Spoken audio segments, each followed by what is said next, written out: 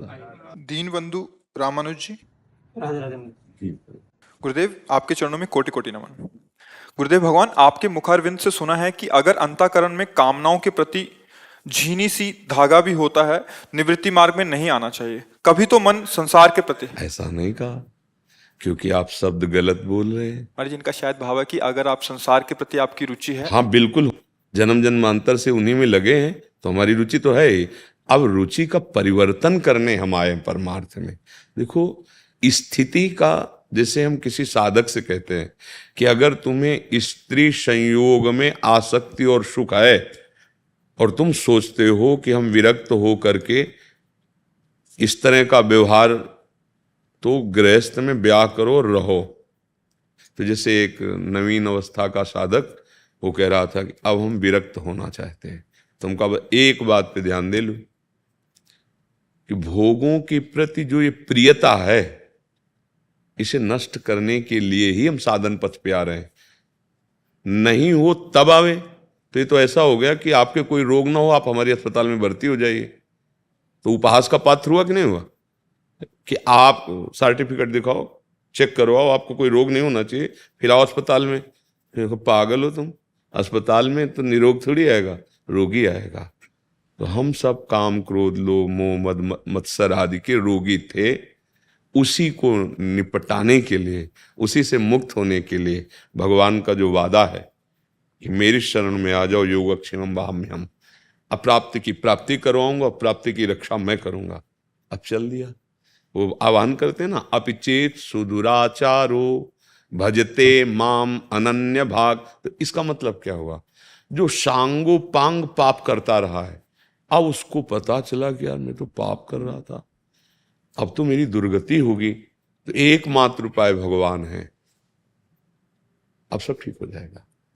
भगवान कृपालु हैं, चाहे जितना बिगड़ा केस हो, अच्छा डॉक्टर अच्छी औषधियों के द्वारा उसे संभाल लेता है। तो भगवान तो हर विषय के धन्वंतरी हैं, हर विषय के ज्ञाता हैं, सर्वज्ञ हैं। ये बात कि कामना रहित पुरुष परमार्थ में आवे, ये तो मजाक की बात हो गई भाई, कि रोग रहित पुरुष अस्पताल में भर्ती हो। हाँ, हम जो बात कहें उसको समझो कि जैसे आपको छुप छुप के स्त्री के शरीर का आकर्षण या भोगाकर्षण इतना प्रबल है कि आप ये वेश धारण करके फिर इसको ऐसे करें तो दंभी और पाखंडी कहलाएंगे और संतों की निंदा करवाने वाले बनेंगे, जिससे बहुत बड़ी हानि हो जाएगी। हमारे मतलब सब कुछ नष्ट भ्रष्ट हो जाएगा। कामना है, वो हम नहीं कह रहे कि नहीं है, पर उसको सहेंगे। भगवान नहीं कहते मात्रा स्पर्शास्तु कौन्ते शीतोष्ण सुख दुखदा आगमा पाइनो अनित्यास तास्तितिक्षस्व भारत। सहने से ये विकार नष्ट हो जाते हैं। जैसे कोई बिच्छू के डंक से भयभीत होकर सांप के मुंह में हाथ डाल दे, ऐसे भोगने की इच्छा की जलन न सहने के कारण वो भोग क्रिया में उतर जाए, ऐसा होता है। जैसे बिच्छू के डंक कोई पीड़ा ना सहकर वो सांप के मुंह बिल में हाथ डाल दिया बचने के लिए, ऐसे ही भोग की कामना जो जलाती है उसको मिटाने के लिए हम भोग में उतर गए। तो मानो वहां तो डंक मात्र था, ये तो विषधर है। अनंत जन्मों से वासनाएं हमें काटती चली आ रही। भोग जो गृहस्थी में है, जो भोग रहे हैं, भोगते भोगते इतनी अवस्था हो गई, क्या तृप्त हो गए? हाथ उठा के बता दो कि अब कछुनाथ न चाहिए मोरे। कोई नहीं बोल सकता विश्व में, अगर बोल सकता है तो भगवान का भक्त बोल सकता है, अब कछुनाथ न चाहिए मोरे।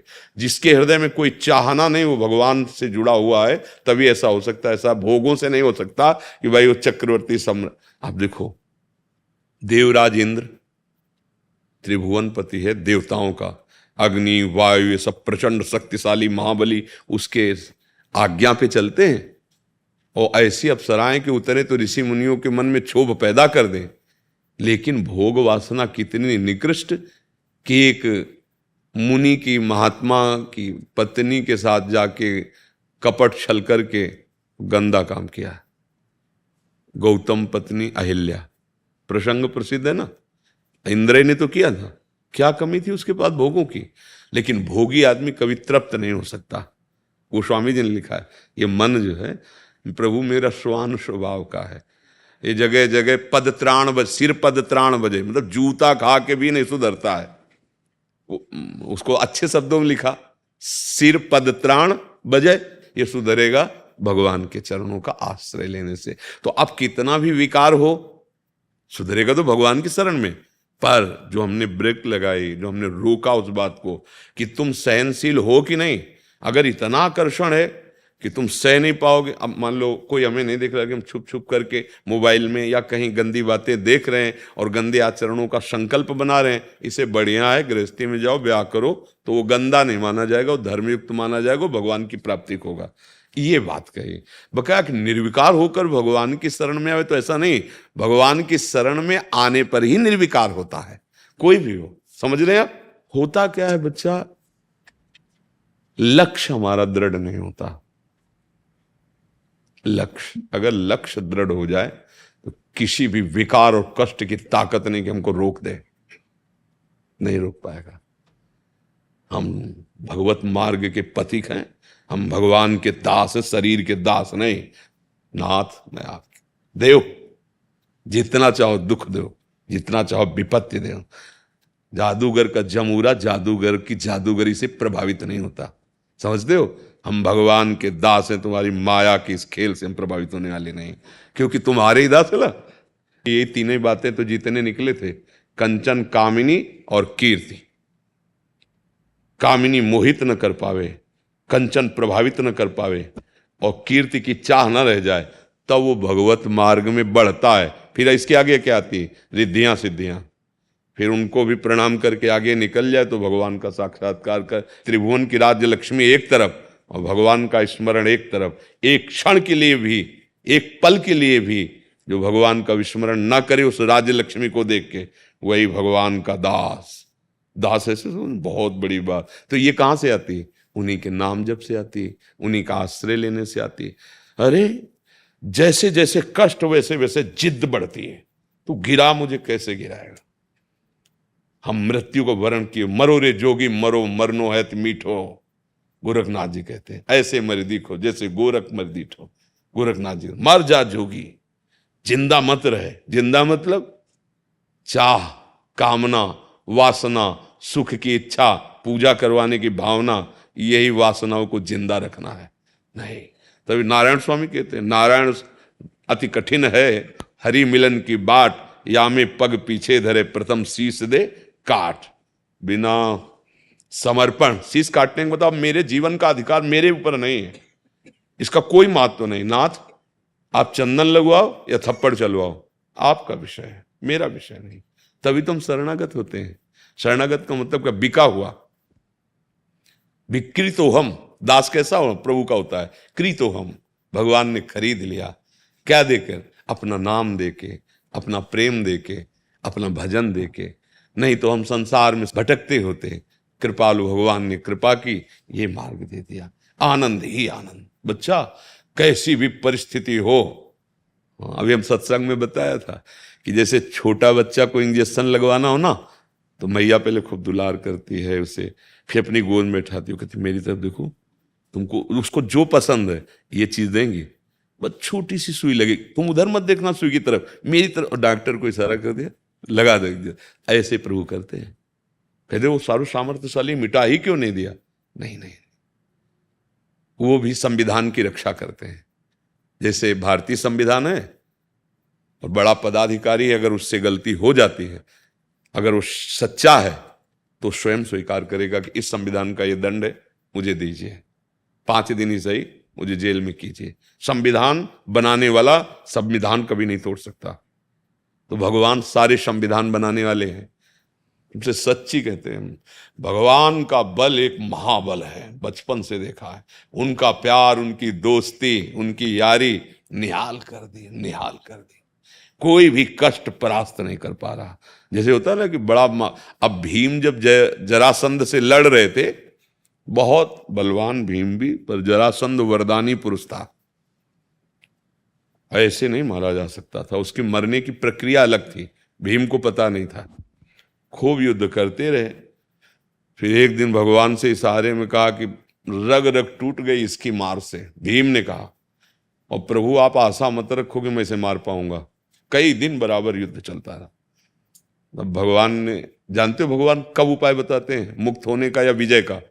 जब तुम्हारी हार तुम्हारे हृदय में आ जाएगी, कि प्रभु अब मेरा बस नहीं है, तो फिर भगवान ने कहा फाड़ के फेंक दिया। ये जीवन तभी आनंदमय होता है जब भगवान की शरण। भगवान महाबल हैं, वही जिताले वाले हैं, विजय नाम भगवान का है। हम लोग भगवान से विमुख होकर कोई भी विजय प्राप्त कर लेना संसार की, वो हार ही है। 4 दिन की चांदनी फिर अंधेरी रात, चाहे जितने बड़े पद में बैठे हो, यदि भगवत विमुख हो, अधर्म आचरण करते हो तो नरक जाना पड़ेगा, और कुछ दिन के बाद यहां तुम्हारी निंदा शुरू हो जाएगी। पाप का फल निंदा होता है, शुरू हो जाएगी। तो ये तो डरना ही नहीं कि हमारे अंदर विकार है तो हम भगवान की शरण में कैसे जाएं। हम बीमार हैं तो डॉक्टर के पास तो जाएंगे भाई, और कहाँ जाएं। वही एक डॉक्टर है, वो तो खुद आदेश कर रहे हैं, अपि चेत सुदुराचारो भजते माम अनन्य भाग साधुरिव समन्तव्या। भगवान क्या कह रहे हैं, मानो, सब इसे साधु मानो। क्यों? ये तो पापी रहा है, नहीं मेरी शरण में आ गया है, करूं सद्यते साधु, मैं इसे महात्मा बना दूंगा। और उनको महात्मा बनाने में क्या देर लगती है। तो इसलिए बच्चा डरना तो है नहीं, पर एक बात अगर मन में है कि हम गुप्त रूप से, ये छल कपट हमारे भगवान को अच्छा नहीं लगता। मोही कपट छल छिद्र। अब हम दौड़ रहे हैं, बिल्कुल हमारा गिरने का इरादा थोड़ी है, और फिसल गए तो करूं सदा तिनके रखवारी, जिम बालक राखे मातारी, भगवान बचा। अब प्लानिंग करके संकल्प बना के आप गलत की तरफ जा रहे हो तो भगवान आपको नहीं रोकेंगे, जाओ। अब उनका रूप दूसरा होगा, अपमान, तिरस्कार, पिटना, निंदा, सजा। उन्हीं का तो स्वरूप, उन्हीं का तो विधान है। तो डरो इस बात से कि हमसे कोई शास्त्र विरुद्ध आचरण ना हो जाए। विकारी तो हैं ही हम, पर हम भगवान के हैं। अब हम सहेंगे, सहना हमारा स्वभाव है। तितिक्षवा, साधु के लिए लिखा तितिक्षवा, कारुणिका। तो ये तितिक्षवा पहला शब्द कपिल भगवान ने कहा है, तितिक्षवा मतलब सहनशील, आशय उदार, धीरज सहित विवेकी, विवेकवान, धैर्यवान। चाहे जितनी पीड़ा हो, आह नहीं, किसी से शिकायत नहीं, प्रभु से भी नहीं, क्योंकि वो सर्वज्ञ हैं। वो कोई विधान कर रहे हैं, मेरा मंगल विधान कर रहे हैं। ये बहुत आनंद का मार्ग है। बाहरी दृष्टि से इसे नहीं देख सकते, पर आंतरिक दृष्टि से हम जैसे कह रहे थे ना, मैया कहती मेरी तरफ देख, और डॉक्टर कहती लगा इंजेक्शन, क्योंकि संविधान रक्षा। ऐसे भगवान कहते तू इस नाशवान शरीर की तरफ देखता क्यों, मेरी तरफ देख, मेरे से आंख हो गया। परमानंद प्रभु में दृष्टि लगी है, मन लगा है, तो दुख किसको है। मन से तो दुख सुख का अनुभव होता है। यही सा वही मन कृष्ण पदार्थ, ये मन प्रभु में अर्पित कर। समझ गए ना आप? हाँ सर। कोई भी